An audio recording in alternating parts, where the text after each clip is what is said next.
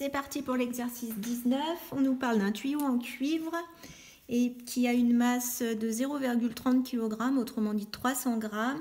Et puis donc, on nous donne sa température de solidification, donc, qui va passer de liquide à solide à 1085 degrés Celsius. Et on nous dit qu'à ce moment-là, il libère une énergie de moins 6 fois 10 puissance 4 joules. Justement, le signe moins nous montre que l'énergie est libérée. Donc, question A, écrire l'équation de ce changement d'état. Alors, comme on nous parle de la solidification, vous devez savoir que c'est le passage de liquide à solide. Donc, on va écrire le symbole du cuivre sous l'état liquide qui va devenir solide. Voilà l'écriture de l'équation du changement d'état. Ensuite, question B, identifier le caractère endothermique ou exothermique de ce changement d'état. Alors, on nous a dit dans l'énoncé que l'énergie est libérée.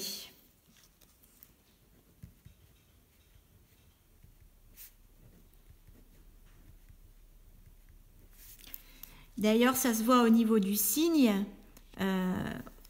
On a donc une énergie qui est négative puisque le système, le cuivre, a son énergie qui diminue lors du changement d'état. Voilà, d'où le signe moins. Donc une énergie qui est libérée, qui est transférée au milieu extérieur. Et comme donc c'est de l'énergie libérée qui est transférée au milieu extérieur, le milieu extérieur va voir sa température du coup augmenter. Et donc on va parler d'une transformation exothermique.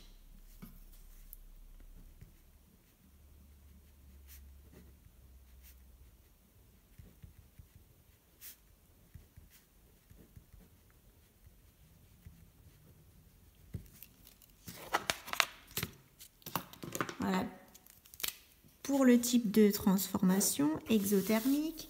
Ensuite, question C, calculer l'énergie massique de solidification du cuivre.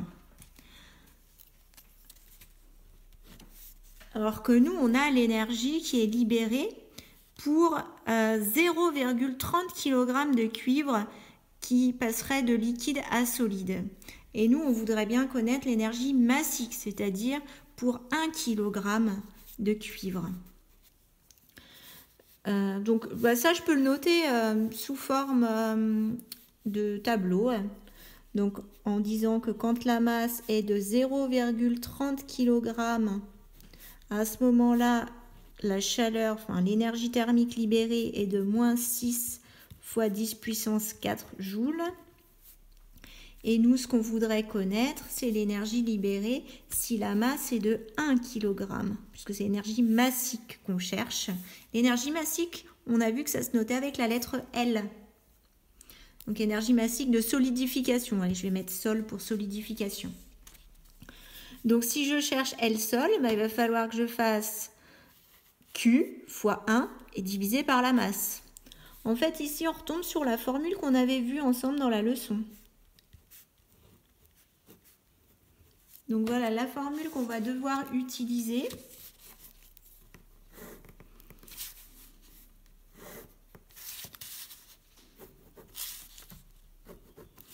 Dans la leçon, je ne sais pas si vous vous souvenez, on avait vu qu'on avait la formule qui disait que l'énergie thermique, c'était la masse multipliée par l'énergie massique de changement d'état. Bon, là, je mets sol parce que c'est la solidification, mais n'importe quel changement d'état.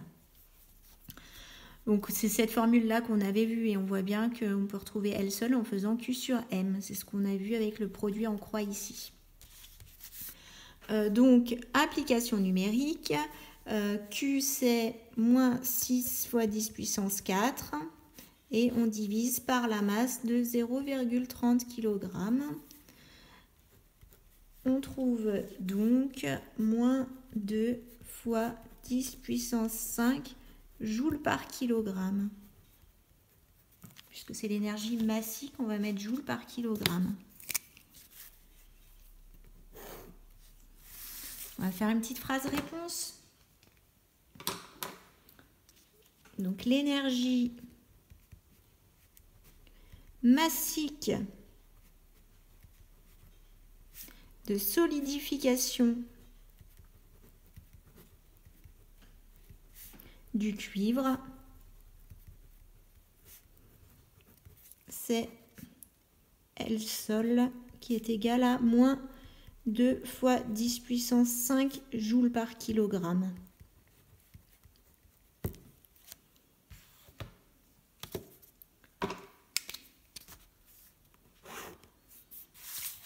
Ah, désolé.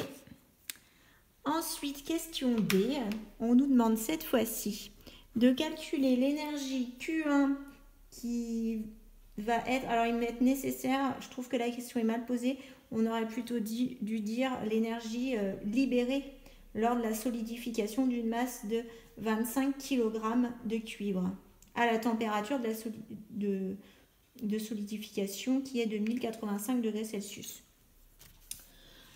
Donc là on va calculer Q1 en utilisant cette formule-là. Donc en faisant la masse M1 multipliée par l'énergie massique de solidification.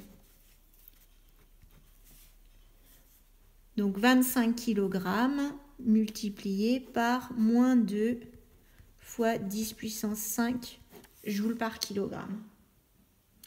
Et on trouve comme ça moins 5 fois 10 puissance 6 joules. Donc voilà l'énergie libérée.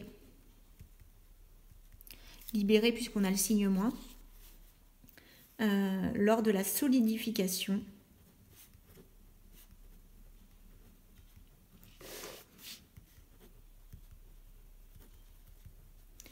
de 25 kg de cuivre.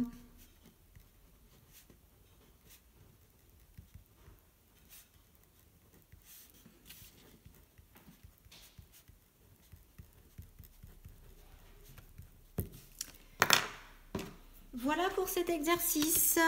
Je vous dis à tout de suite pour la prochaine vidéo, pour l'exercice numéro 20.